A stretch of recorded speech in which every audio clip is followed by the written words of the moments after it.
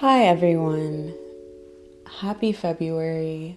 It's I want to say it's nice to be back here. It is nice to be back here, but I know that there's been so much going on and that I'll speak for myself. There's been quite a bit of overwhelm when it comes to just adapting to life's changes and the world that we're currently living in. So I'm sending you so much love and sweetness as I'm sure you're navigating your own set of challenges and evolutions. Um, for this episode, I wanted to try something new. So instead of doing the traditional video vlog format, I decided to let myself get creative again because one of the things I've been personally feeling is that so much of my creative time has been stolen away from me just by life things. And as an artist, someone who is absolutely an artist above all other things, I felt like my community offerings need to be something that feel mutually nourishing. And so this is me trying to put that into practice and let myself be experimental and give myself the opportunity to try new things, as uncomfortable as that sometimes can be. But yeah, there's been a lot going on, and I haven't had as much time as normally to properly integrate all of my thoughts from over the past couple of months. I know that we have this new shithead president. We have had the LA fires. There's been so much going on in this country. And I know a lot of people are feeling really disconnected and afraid, but I really want to lead with optimism, not because, not to bypass the reality of how things really are, but more because I feel like that is a resilient strategy. And what I've learned is that what we focus on grows. I think it was Adrienne Marie Brown who said that. Maybe she didn't say it first, but that's where I read it first. I think in Pleasure Activism. And while those things are real, it's also just as real that, communities have been showing up for one another and that people have been taking really good care. And that makes me feel super hopeful. So, what I really want to focus on talking about today is change.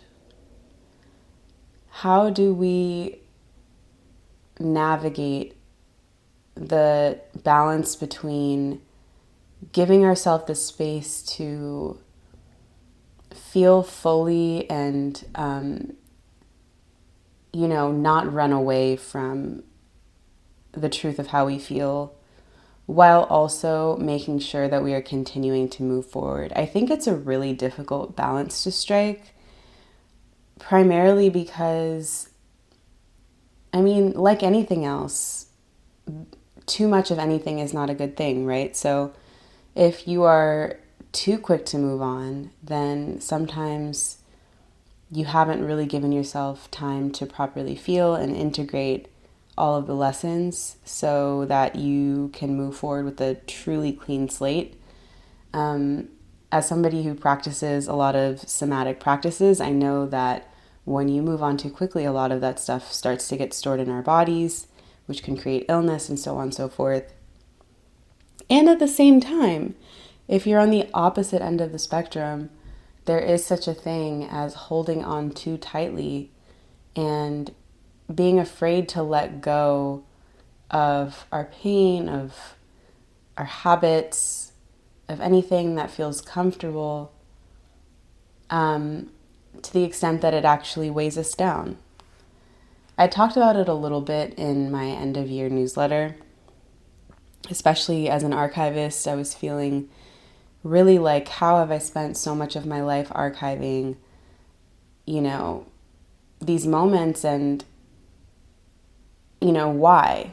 When at the end of the day, all of this material is just going to decompose into the soil. And it really has been this feeling of like, how do I come up with methods to be with that process of clearing and releasing while also knowing what to hold on to.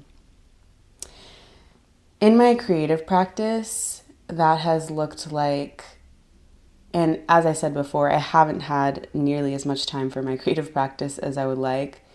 But the way that I've been giving myself grace around that is by recognizing that in modernity, especially when our attention is constantly being stolen away from us, our presence is truly a creative practice. Actually, like looking around you and touching things and feeling things and smelling things. That is as much a creative practice as anything else. Because to me, creativity is something that comes as divine messages from spirit that are meant to guide me on my path. And it comes in the form of my art, right? So presence is the way that I do that. Listening is the way that I do that. Feeling into my body is the way that I do that.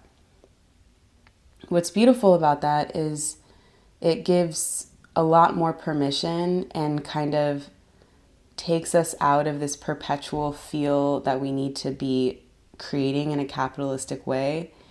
And I don't know, it's really healed me a lot to think of my creative practice in that way, because I think, like any other thing, when we are in and of society, it's going to be inside of us. So we can't expect that any of our thoughts or ideas are going to be pure. We're always interpreting it based on our historical, social context. And so we